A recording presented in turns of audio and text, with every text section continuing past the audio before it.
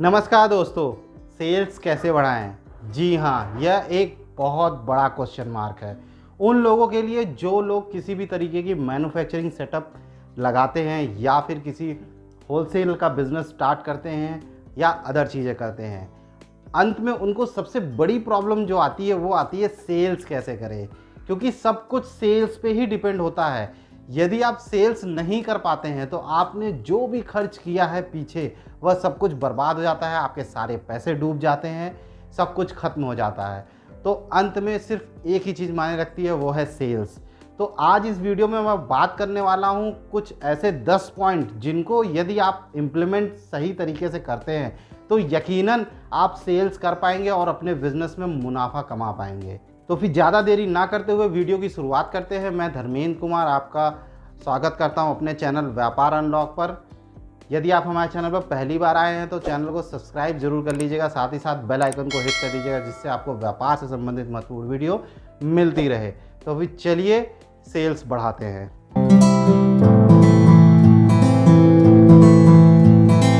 तो सेल्स क्या है? देखिए, सेल्स एक आर्ट है। हर कोई व्यक्ति प्रोडक्ट बना सकता है, प्रोडक्ट असेंबल कर सकता है, मैन्युफैक्चर कर सकता है, लेकिन सेल्स ला सकता है यह होना ज़रूरी नहीं है। सेल्स लाने के लिए हमें कुछ गुण सीखने होते हैं। यदि हम इनको नहीं सीख पाएंगे तो हम सेल्स नहीं ला पाएंगे। तो हम शुरुआत करते हैं अपने सबसे पहले पॉइंट को, जो कि है आपका प्रेजेंटेशन।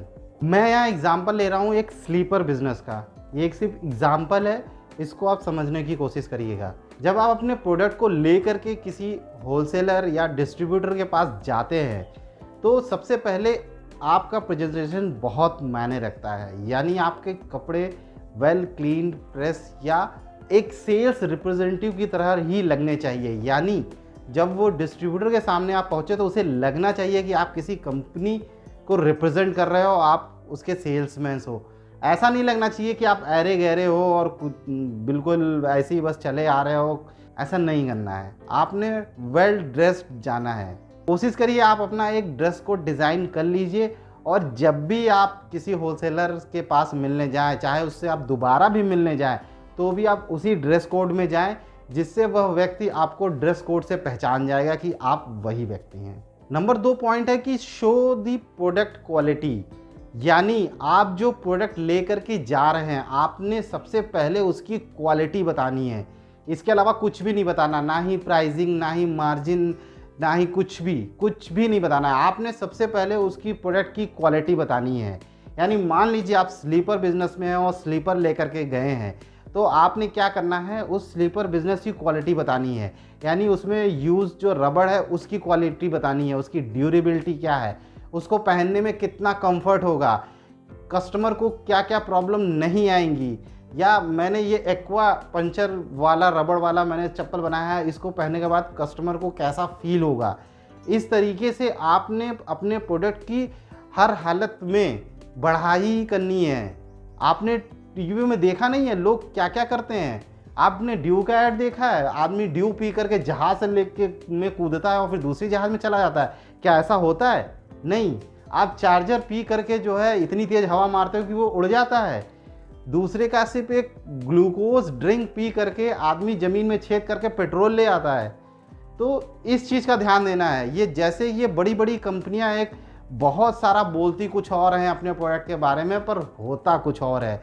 उसी तरीके से आपको भी अपने प्रोडक्ट की हर हालत में इतनी ज़्यादा बढ़ाई करनी है कि ये उसे लगे कि आपकी जो कंपनी है वो बाटा को भी फेल कर देगी स्लीपर बिजनेस में। आपने संकोच बिल्कुल नहीं करना है और बढ़ाई करते ही रहना है। नंबर 3 पे मैंने रखा है कि क्वांटिटी इन द मटेरियल, या कह लीजिए क्वांटिटी ऑफ द प्रोडक्ट। यानी आप जो भी प्रोडक्ट लेकर के जा रहे हैं उसमें जो क्वांटिटी है उसको भी प्रॉपर डिफाइन करिए। मैंने तो यहाँ स्लीपर बिजनेस को लिया, तो स्लीपर बिजनेस के हिसाब से आप उसको यह बता सकते हैं कि मेरे जो स्लीपर्स की जो रबड़ है उसकी थिकनेस इतनी ज़्यादा है और जो दूसरी बड़ी कंपनियों की जो रबड़ आती है उसकी थिकनेस इतनी होती है। इसी तरीके से यदि आप किसी और बिजनेस में हैं या वेपर्स में हो गए या कोई किसी भी तरीके का चिप्स वगैरह दे रहे हैं, तो आप बता सकते हैं कि दूसरी कंपनियों के जो पैकेट्स आते हैं 5 या 10 रुपए के, उसमें इतने ग्राम होता है मटेरियल। हम जो है इतने ग्राम मटेरियल देते हैं, यानी हम थोड़ा सा ज़्यादा देते हैं। आपने यहाँ पर भी बढ़ाई करनी है क्वांटिटी की, बिल्कुल उसको यह शो करना है कि आपका जो मटेरियल है वो बेस्ट क्वालिटी का है। यह कहने के लिए आप बिल्कुल भी डरे नहीं। नंबर 4 पे मैंने रखा है सर्विस को। अब ये सर्विस क्या है? सर्विस में जैसे बहुत सारी चीज़ें होती है, रिप्लेसमेंट होता है, वारंटी होती है। जैसे मैं स्लीपर बिजनेस की बात कर रहा हूँ, तो आपने उसको दे सकते हैं कि यदि आपको कोई मटेरियल ज़्यादा समय तक आपके पास पड़ा रहा और वो ख़राब हो रहा है, तो मैं उसको नए मटेरियल से रिप्लेस कर दूंगा। ठीक है। यदि आप कोई ऐसा बिजनेस कर रहे हैं जिसमें वारंटी लगती है, तो आप बोलिए मैं आपको जो है, अगर अदर बिजनेस में 6 महीने की वारंटी है तो आप 8 महीने की वारंटी दीजिए, 1 साल की वारंटी दीजिए। चीज़ों को थोड़ा सा बढ़ाइए। जैसे मान लीजिए आप खाने के बिजनेस में हैं और आपने कोई पैकेट दिया है, तो वहाँ पर आप बोल सकते हैं कि जो पैकेट है यदि आपसे सेल नहीं होता है और इसकी एक्सपायरी डेट आ जाती है, तो मैं वह सारा माल जो है तुरंत के तुरंत रिप्लेस कर दूंगा। तो इस तरीके से आप और अगले जो आपका होलसेलर या डिस्ट्रीब्यूटर है उसको ये सर्विसेज दे सकते हैं। नंबर 5 पे मैंने रखा है फास्ट डिलीवरी को। यानी आप अपने होलसेलर या डिस्ट्रीब्यूटर को बता सकते हैं कि मैं आपके शहर में बिल्कुल ही आपके पास हूँ। यदि आप मेरे को फ़ोन करते हो तो मैं 2 घंटे के अंदर ही आपके पास माल पहुँचा दूँगा। यानी आपने अपने जो कस्टमर है उसको एक फास्टेस्ट डिलीवरी का अनुभव देना है कि उसको इंतज़ार नहीं करना पड़ेगा। वह जितनी भी मात्रा में क्वांटिटी मतलब ऑर्डर करेगा तो वह उसको फटाफट उसको मिल जाएगा। दूसरे जो बड़े बड़े बिजनेस हैं उनके पास बहुत सारा डिलीवरी का ऑर्डर्स होते हैं, इसलिए वह ऑन टाइम डिलीवरी नहीं दे पाते हैं। कभी कभी उनके ऑर्डर्स आने में 1 से 2 दिन लग सकते हैं, जिससे आपके कस्टमर भाग सकते हैं। लेकिन मैं आपको तुरंत के तुरंत डिलीवरी दे दूंगा, जिससे आपके कस्टमर भागने नहीं पाएंगे और आप अपने कस्टमर को सही सर्विस दे पाएंगे। इसके बाद आपको नंबर 6 पर बात करनी है प्राइसिंग की। प्राइसिंग को कोशिश करिए जितना हो सके लेट से लेट करें। यदि आपका सेल्समैन या डिस्ट्रीब्यूटर बीच में बोलता भी है कि प्राइस बताइए, तो भी आपने अपने इस पैटर्न को फॉलो करना है और प्राइसिंग को थोड़ा सा लेट बताना है।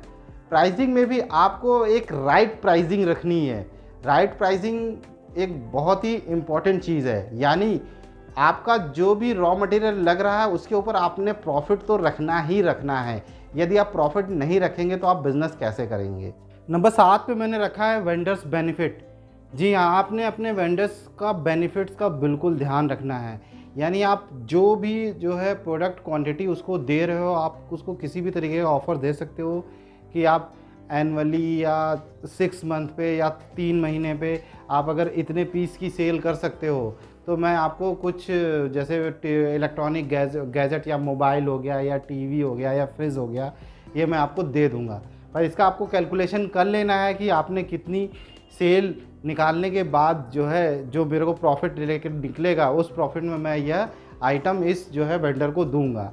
तो इस तरीके के जब आप ऑफर्स वेंडर्स को देते हैं तो वेंडर्स के लिए तो यह बहुत बड़ी बात होती है। आपके लिए तो पर पीस पे कुछ 1 पैसा या 2 पैसे की बात होगी, लेकिन वेंडर्स के लिए यह इकट्ठा ही मिलने वाला एक बड़ा आइटम होता है, जिसके लिए वह प्रोडक्ट रखने के लिए राज़ी हो जाते हैं। इसके अलावा आप अदर बेनिफिट्स भी देख सकते हैं। आप उन्हें कहीं पार्टीज़ करा दीजिए या किसी जैसे गर्मियों का टाइम है तो आप जो है जो वाटर पार्क्स होते हैं उनके टिकट दे सकते हैं। एक छोटे छोटे रिकग्निशन पर आप ये जैसे 1 महीने की आपने इतनी सेल कर दी है अभी गर्मियों में, तो आपको जो है ये वाटर पार्क के 3 लोगों के लिए या 4 लोगों के लिए टिकट्स हैं। आपकी फैमिली में जो भी बच्चे हैं उनके लिए टिकट्स हैं। तो इस तरह के छोटी छोटी आप जो है प्राइजिंग या इस तरह के टारगेट्स आप अपने वेंडर्स को दे सकते हैं, जिसके लिए भी आपको वेंडर्स अपने आपके प्रोडक्ट को सेल करने को तैयार हो जाएंगे। नंबर 8 पे मैंने रखा है कस्टमर सेटिस्फेक्शन को।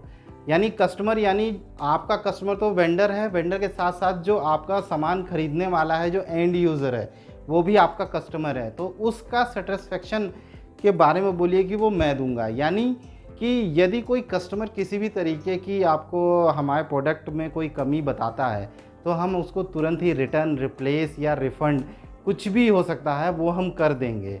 जैसे आमतौर पे आपने ऑनलाइन बिजनेस में देखा है, आप कोई भी सामान ऑर्डर करते हैं, आपके पास पहुंचता है, आपको नहीं पसंद आता है, आपके पास ऑप्शन होता है कि आप उसको रिटर्न कर सकते हैं या रिफ़ंड कर सकते हैं। इसी वजह से आप ऑनलाइन में सेल करते हैं। तो इसी चीज़ को आप अपने ऑफलाइन बिजनेस में भी अपना सकते हैं। यानी जैसे कि मैंने स्लीपर बिजनेस का एग्जांपल लिया था, आप अपने वेंडर को बोल सकते हैं यदि कोई कस्टमर इसकी शिकायत करता है तो आप उस प्रोडक्ट को तुरंत रिप्लेस कर दीजिए। मैं वह आपके पास आकर के उस प्रोडक्ट को तुरंत रिप्लेस कर दूंगा। आपने उसमें कुछ चेक वेक नहीं करना है, इससे कुछ 1-2 पीसों से कुछ बहुत ज़्यादा फ़र्क आपके बिज़नेस को पड़ने वाला नहीं है।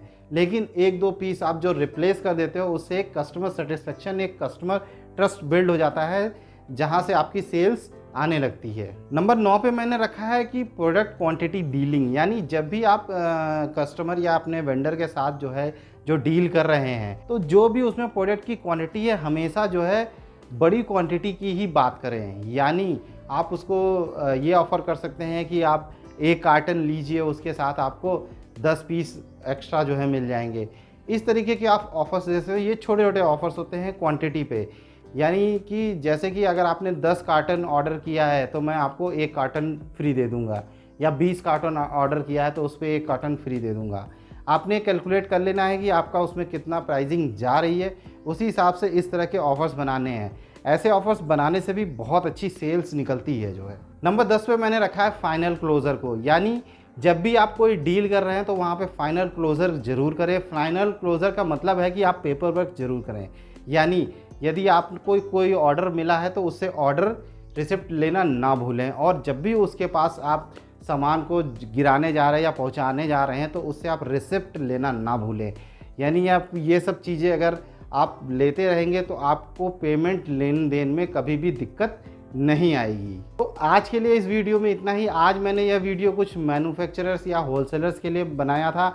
आने वाले वक्त में मैं जो है छोटे रिटेलर्स के लिए भी सेल्स कैसे बढ़ाएं उस पर वीडियो लेके आऊँगा, जैसे किराना स्टोर हो गए, गारमेंट स्टोर हो गए, शूज़ हो गए, अदर किचन स्टोर या किसी भी तरह के स्टोर है, वहाँ पर सेल्स को कैसे बढ़ाएं उसके बारे में मैं टिप्स एंड ट्रिक्स दूंगा। तो आपको यह वीडियो कैसा लगा हमें कमेंट में लिख करके बताना ना भूलिएगा। यदि आपको ये वीडियो अच्छा लगा हो तो एक लाइक ज़रूर दे दीजिएगा। तो फिर मिलते हैं किसी और वीडियो में, जहां हम बात करेंगे किसी और बिजनेस आइडिया के बारे में। बात करेंगे उसमें लगने वाले इन्वेस्टमेंट, उसके काम करने के तरीके और मुनाफा कमाने के तरीके के बारे में। तब तक के लिए नमस्कार।